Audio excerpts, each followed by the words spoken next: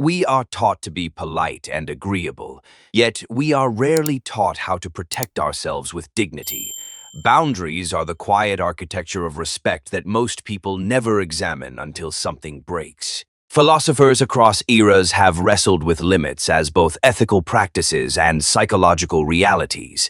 In this video, we will trace how limits shape character, connection, and the moral space between people. To say what a boundary is seems simple, but the word contains centuries of thought and practice.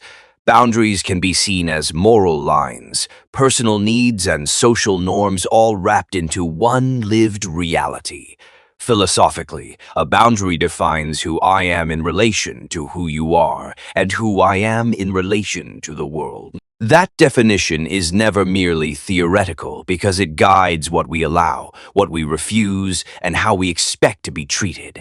When we talk about boundaries, we necessarily talk about self-respect, which is both inward feeling and outward behavior.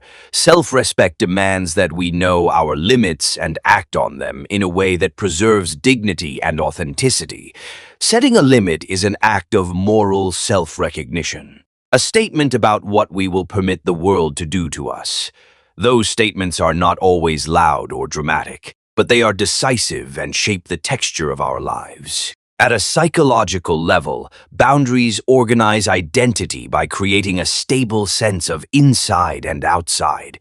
Without boundaries, the self fragments under social pressure, leading to resentment, anxiety, or passive compliance that erodes autonomy. Boundaries, therefore, function like emotional membranes that permit selective permeability between one person and the surrounding world.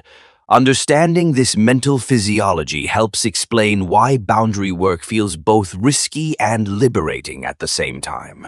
One of the clearest philosophical tools for thinking about limits comes from Stoicism, which insists on a deep distinction between what we can control and what we cannot. The ancient Stoics argued that our focus should be on internal judgments, actions, and intentions rather than external outcomes beyond our control. This dichotomy offers a practical boundary. Tend your own judgments and actions with care, and refrain from trying to control others or events outside your power. Practically applied, this Stoic insight becomes a respectful boundary that preserves emotional energy and reduces futile conflict. Plato and Aristotle also contributed to thinking about limits, but in different registers that matter for relationships. Plato framed limits in terms of forms and the good, implying that right boundaries align with the nature of the good life, while Aristotle emphasized moderation and the golden mean between excess and deficiency. For relationships, this classical wisdom suggests that the best boundaries are neither rigid walls nor amorphously permissive spaces. Instead, we aim for dispositions that calibrate closeness and autonomy, tailoring limits to context and character. Eastern traditions approach boundaries with a different emphasis, one rooted in compassion and interdependence rather than autonomy alone. In Buddhism, the self is seen as interpenetrating with others, which means boundaries are practiced skillfully to reduce harm and cultivate empathy. This perspective reframes limits as compassionate gestures that protect both parties by preventing reactive harm and supporting presence. When applied in relationships, it asks not only what protects me, but what honors both our needs and vulnerabilities. Modern moral philosophy, especially Kantian ethics, grounds boundaries in the dignity of persons and the demand to treat others as ends rather than means. Kant's insistence on respect for rational agents provides a firm ethical rationale for both asserting and honoring limits. This moral framework implies that saying no can be an expression of respect for oneself and for the other person, because honesty about limits avoids manipulation and preserves the possibility of genuine consent. Boundaries become ethical furniture for relationships, shaping how we act toward others rightly. In everyday life, boundaries take a particular shape in emotional relationships where needs and insecurities clash. Emotional boundaries ask us to name feelings without smothering the other's experience, to ask for care without demanding control, and to refuse harm without punitive escalation. These practices require language and courage. Because emotions are often messy and demands for closeness can sound like ultimatums. Learning the grammar of emotional limits helps people navigate intimacy without losing their sense of self or the bond with the other person. Saying no is a skill that combines clarity, brevity, and empathy in order to maintain connection while asserting limits. A good refusal explains needs simply, offers alternatives where possible, and avoids shaming or long-winded justification that weakens resolve. Practically, this means practicing scripts, choosing timing wisely, and holding steady when the other person tries to negotiate your core needs away. Over time, brief, firm refusals create a reliable pattern that others can learn to respect and expect. Setting boundaries wisely requires clarity about values, priorities, and non-negotiables, because limits that lack grounding collapse under pressure. Identify what matters most, articulate it clearly, and let that scorecard guide daily decisions that shape your life. Consistency matters as much as clarity, because repeated small compromises erode the psychological muscles we use to enforce limits. Through routine practices and small experiments, we learn where we can be flexible and where we must stand firm to maintain integrity. Respecting other people's boundaries is not only courteous, it is the moral glue of social life that sustains trust and reciprocity. When we honor limits, we communicate that we take another person's interior life and choices seriously, which invites mutual regard and safety. This practice involves listening, asking clarifying questions, and sometimes accepting silence as a form of limit. Respecting boundaries, therefore, requires patience and humility, because understanding someone else's limits is often slow and iterative. Boundary violations are rarely purely accidental, and their consequences include distrust, withdrawal, and sometimes the end of relationships if harms persist. When a limit is crossed repeatedly without repair, the injured party must make difficult choices about safety, reconciliation, and distance. Repair requires acknowledgement, accountability, and concrete change, because words without action fail to rebuild trust. Understanding the moral anatomy of violation helps both parties decide whether repair is possible and what form it should take. Power dynamics complicate boundary work because those with more power can impose limits and shape norms in ways that silence others. Economic, social, and gendered power asymmetries make some people's boundaries more costly to assert, which creates moral urgency for allies and institutions to respond. Addressing power means designing systems that protect vulnerable voices, offering resources for enforcement, and creating cultural norms that check abuses. Without attention to power, boundary rhetoric can become an excuse that preserves inequality rather than promoting mutual respect. Cultural norms shape how boundaries are perceived and practiced, because what counts as respectful distance varies across societies and communities. Some cultures emphasize interdependence and fluid boundaries, while others prioritize individual space and explicit consent as foundational to respect. Understanding cultural differences prevents moralizing and encourages humility when crossing social contexts, because a boundary that looks disrespectful in one setting may be necessary in another. Sensitivity and curiosity about cultural norms turn boundary work into a relational art rather than a rigid code. Digital life has created a new frontier for boundary struggles, where attention, privacy, and availability are constantly negotiated and often violated. The internet collapses physical distance while expanding expectations of instant response, making it harder to maintain healthy limits around work and personal time. Practical digital boundaries include setting notification rules, clear communication about availability, and deliberate offline rituals that protect mental space. Designing a personal digital architecture helps preserve autonomy and reduces the erosion of attention that chips away at self-respect. Teaching children about boundaries is one of the most consequential investments in future relational health, because early lessons shape expectations for consent and respect. Children learn the ethics of boundaries through modeled behavior, clear rules, and compassionate enforcement that validates both their autonomy and dependency. Appropriate explanations and consistent routines give children a reliable sense of where limits lie and why they matter. This educational approach builds emotional literacy and equips young people to navigate complex social worlds with confidence and care. Workplace boundaries are essential for productivity, dignity, and professional relationships, since blurred lines often lead to burnout and exploitation.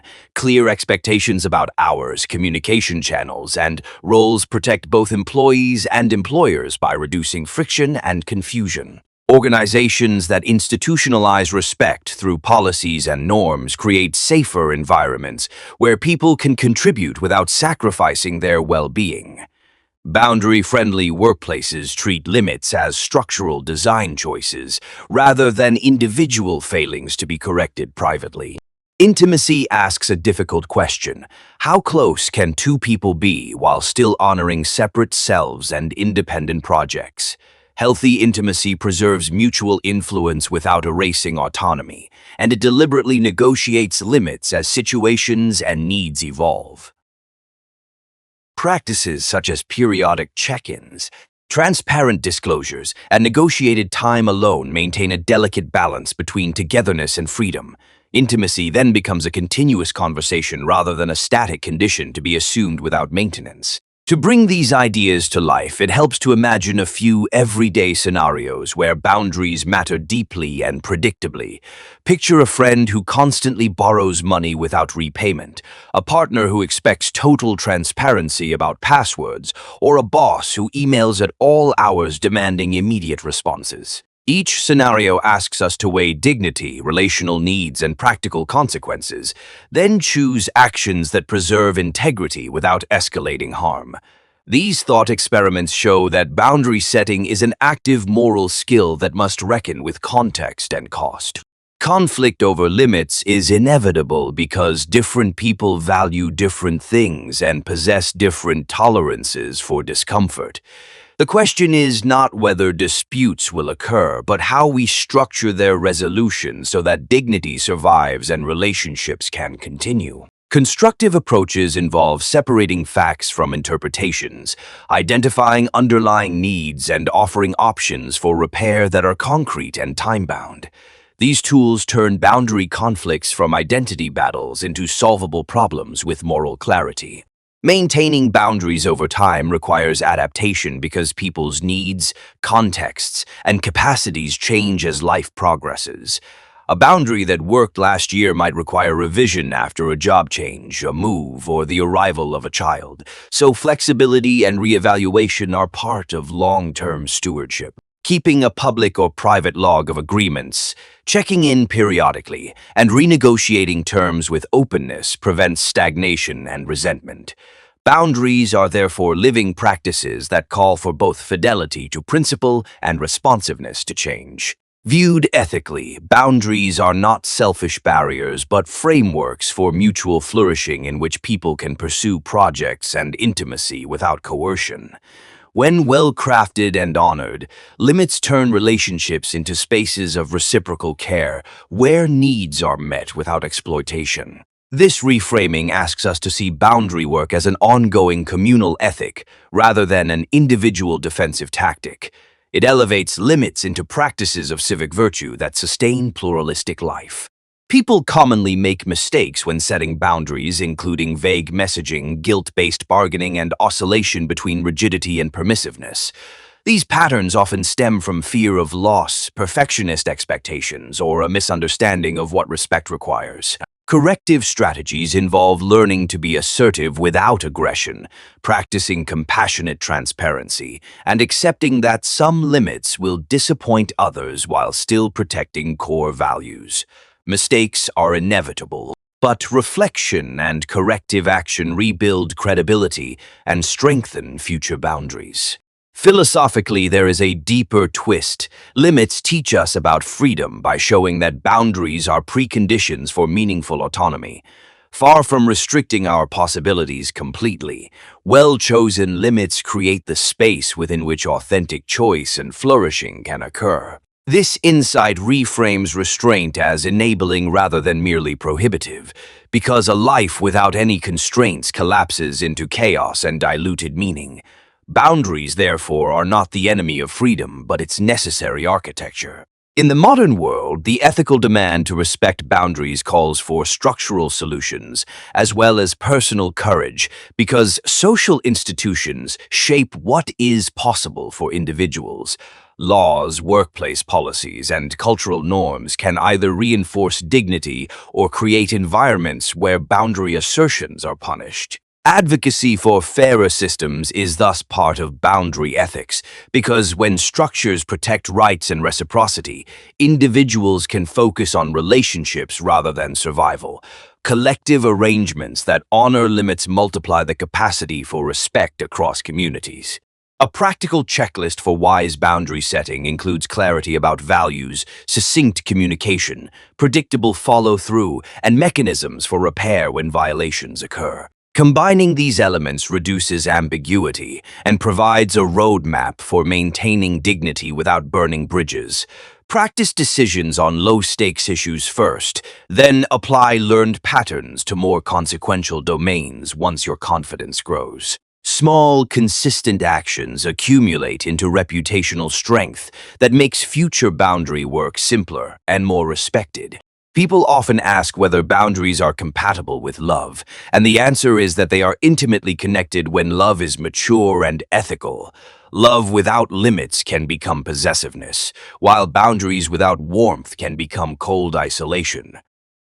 So the art is in balancing the two. Deliberate acts of care that incorporate limits create a safer environment where vulnerability is possible because risk is contained. Loving boundaries both protect and invite deeper connection through predictable respect and shared ethics. A final practical technique is to rehearse boundary conversations and anticipate common pushbacks so that you remain composed under pressure. Mental rehearsals, role-playing with trusted friends, or writing scripts can reduce anxiety and make your message clearer and more compassionate. People who practice these techniques find that their limits are heard more often and their relationships become less reactive. The goal is to make boundary setting habitual, graceful, and aligned with long-term values rather than reactive impulses. Boundaries are an ethical technology that organizes our lives, preserves dignity, and enables flourishing when deployed thoughtfully and compassionately. They are not simple rules, but living practices that require constant attention, humility, and courage to enforce and renegotiate when necessary. Philosophy gives us frameworks, psychology explains mechanisms, and everyday practices make limits livable and humane. By treating boundaries as shared moral work rather than private defense, we create relationships that sustain both autonomy and belonging. If you find yourself wondering whether setting limits will cost you connection, remember that most broken relationships collapse because of ignored boundaries rather than enforced ones. Clear limits create trust by eliminating guessing games and preventing resentment from accumulating in silence. The real cost lies in not trying, lost time, damaged self-esteem, and relationships that never reach their potential because too much was sacrificed for temporary peace. Ask yourself which version of your life better preserves dignity and invites sustainable connection. In closing, boundaries are moral instruments that require both self-knowledge and social imagination in order to function well. They are not merely private tools, but public practices that shape the quality of our common life when honored widely and compassionately. If this conversation gave you a new perspective, hit subscribe and join our ongoing exploration of ideas that change how we live. If you want more videos that mix history, philosophy, and practical wisdom, stay tuned and share this with someone who needs permission to set a gentle limit today.